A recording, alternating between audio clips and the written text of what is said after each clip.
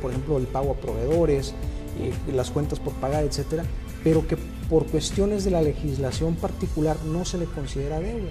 Y entonces eso, como digamos una panorámica general de la situación que se está viviendo, pues lo que tenemos es, primero que nada, gobiernos que batallan para comunicarse con su población, que yo creo que esta es la parte importante desde el punto de vista ciudadano y desde el punto de vista de la academia. Lo que tenemos son gobiernos que batallan para comunicar el estado de sus finanzas con la población, no porque, vamos a decirlo así, no porque estén ocultando los datos o no porque se quieran robar el dinero, que es un poco lo que existe, digamos, en la voz popular.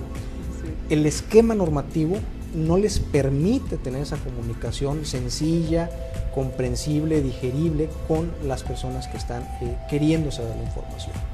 La ciudadanía que quiere saber, algunos de ellos que quisieran saber el estado que guarda la administración pública, tampoco lo pueden saber porque existen estos problemas de los términos, de los conceptos que hay en la norma, de las múltiples normas que existen, etcétera, ¿no?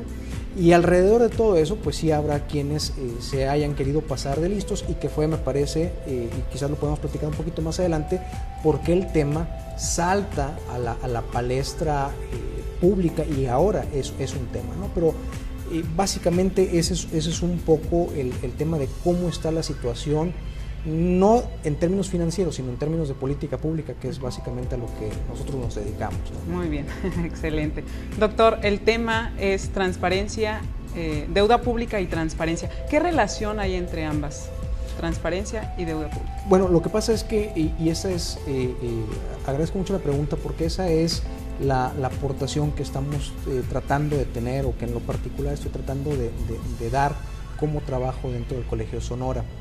El tema es muy reciente, decíamos, apenas hace 3 años, antes de 3 años, hablar de deuda pública en estados y municipios no era un tema. Ahora que ya lo es, nos hemos encontrado con que toda esta ola de hace 10 años de temas de transparencia, de rendición de cuentas y todos los temas relacionados no tocaban el tema de la deuda pública. Eso, digamos, como investigador nos da ahí un nicho muy claro de oportunidad de trabajo, de poder ver por qué algo tan íntimamente relacionado con la vida de las personas no está dentro de esta carretera que se llama transparencia. Y digo tan íntimamente relacionado con la vida de las personas porque, otra vez, un estado que se endeuda, un municipio que se endeuda y que no logra manejar de manera eficiente esa deuda, el día de mañana o de pasado mañana le va a repercutir a la población en sus servicios o en el pago de más impuestos, ¿no? Que ni de la prestación de servicios ni del pago de impuestos nos vamos a salvar nadie, es decir, estamos mucho a expensas de lo que sucede en los gobiernos. Pero un gobierno que no pueda administrar, que no pueda estar platicando, digamos, compartiendo la responsabilidad con su población en el mediano o en el largo plazo, va a tener un problema. Y entonces lo que nosotros estamos viendo ahí es que si la transparencia tiene la transparencia como un concepto amplio, tiene varias finalidades ya detectadas, por ejemplo, la mejora en la prestación de servicios, el combate a la corrupción, la generación de confianza entre gobierno y la población, entre algunas otras, pues debiéramos de ver de qué manera podemos arrastrar el tema de la deuda pública para que se viva a través de los principios de la transparencia. Porque al día de hoy no está así. El secreto bancario, por ejemplo, que tiene una finalidad específica de, digamos, no afectar operaciones bancarias, resulta ser que le sale contraproducente a la sociedad porque no sabes, por ejemplo, tus gobiernos difícilmente vas a saber con quiénes contratan créditos, con qué tasa de interés lo hacen, qué penalidades tienen si no pagan, etcétera, ¿no? Entonces no existe ese esquema a partir del secreto bancario, que ha habido algunos avances, pero digamos la panorámica general esa es. No nada más eso, sino que además el esquema existente de acceso a la información y de transparencia no le permite a la población tener certeza de en qué se está utilizando el dinero que los estados y los municipios han solicitado.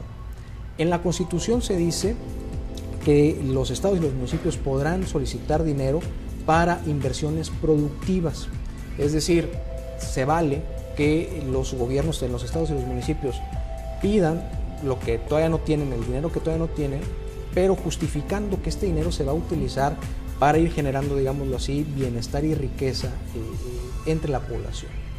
Pero, es decir, no se debe de ir a gasto corriente, al pago de nóminas, a barriles sin fondo, no se debe de ir. Pero nos encontramos con que no hay un esquema de acceso a la información que le dé certeza al ciudadano de en qué se está utilizando ese dinero y que si realmente se está yendo a actividades productivas, ¿no? Eso, digamos, entre otras muchas cosas, y entonces ahí es donde estamos nosotros intentando aportar y amalgamar un concepto como la transparencia con el tema de la deuda pública. Excelente. La transparencia, ¿a raíz de cuándo comienza a ser una cualidad o se empieza a ver como una cualidad, como un concepto, valor o alguna propuesta? Bueno, específicamente dentro del tema de la deuda pública, un grupo de personas en la academia y en el sector público lo estamos tratando de impulsar desde diferentes ópticas, ¿no? Okay. Por ejemplo, lo que comentaba yo hace algunos minutos, ¿no? El tema de un libro que estamos terminando de coordinar, donde tenemos la participación de varios investigadores de diferentes instituciones, universidades del país, en donde tenemos ya la presentación de un académico y editorialista nacional muy respetado. Pues no es otra cosa más que esta posibilidad de ver, digamos, del vaso medio vacío, verlo como una oportunidad. Pero el tema se presenta en la palestra, ¿no? A partir de un caso emblemático que ojalá pudiéramos platicar un poquito más detenidamente, que es el caso del estado de Coahuila.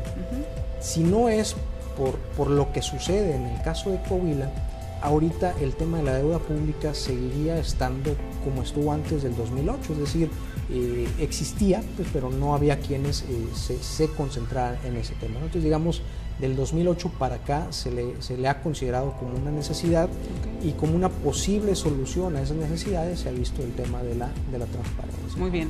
¿Podría platicarnos, por favor, algún ejemplo de este tipo de detalles de la deuda pública? Bueno, digamos, pues si me lo permites, tomaría y trataría de desarrollar un poquito más el tema paradigmático del estado de Coahuila. Por supuesto, adelante. Que nos sirve, me parece, para quienes no vivimos en el estado de Coahuila, como una referencia importante.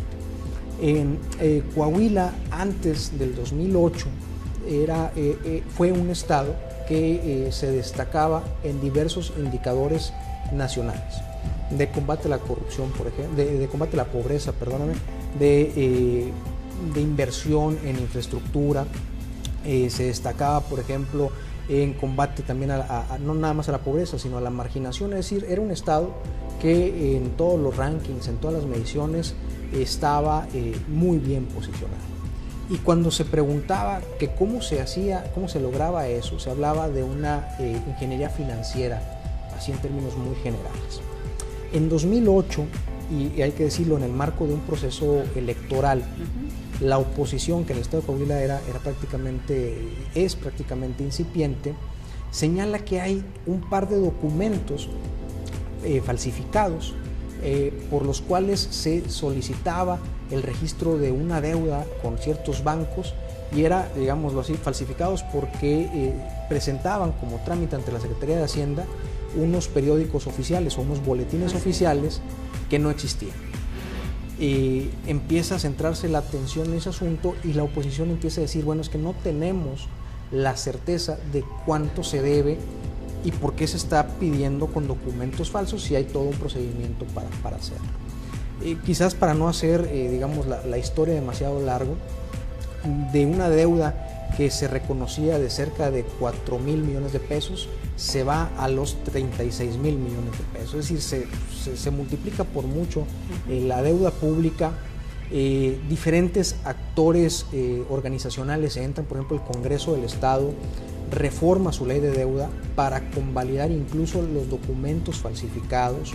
Se desarrolla una serie de actividades, digamos, desde la Procuraduría, entonces Fiscalía de Coahuila, buscando responsables, pero se liberan. Es decir, hay una serie ahí de situaciones que se dan. La administración que continúa no busca las razones de por qué se contrajo esa deuda y demás, ¿no? Se sabe ahora que se contrató deuda muy cara, es decir, algo que parecía irracional, pero que se justifica en la medida en la que uno piensa pues, que se trata de un negocio de entre pocos. Se contrata deuda muy cara, se niegan documentación de la contratación original, después ya se publican algunos documentos en versiones públicas, es decir, con partes así, ¿no? Entonces, partes, digamos, tachadas, y eso es, digamos, me parece un caso paradigmático de la deuda, porque a partir de todo esto que se genera, pues ya ha habido en otros estados en donde se practicó algo parecido y en donde, insisto, pues el tema se vuelve el gran tema dentro de los últimos tiempos. Excelente, el gran tema. Vamos a seguir hablando después de un pequeño espacio, ¿de acuerdo? Los invitamos, la Secretaría de Educación y Cultura y la Dirección General de Tecnología Educativa, al primer Congreso en Tecnologías de la Información y Comunicación en Educación Básica, los días 25 y 26 de octubre en la ciudad de Hermosillo, Sonora. Pueden contactar a la página www.cete-mediosonora.gov.mx/CETIC 2013. Para todos los interesados en enviar alguna ponencia, algún trabajo de ponencia, pueden enviarlo a esta página de CETE. Regresamos en un pequeño espacio a su programa MCs en Sonora.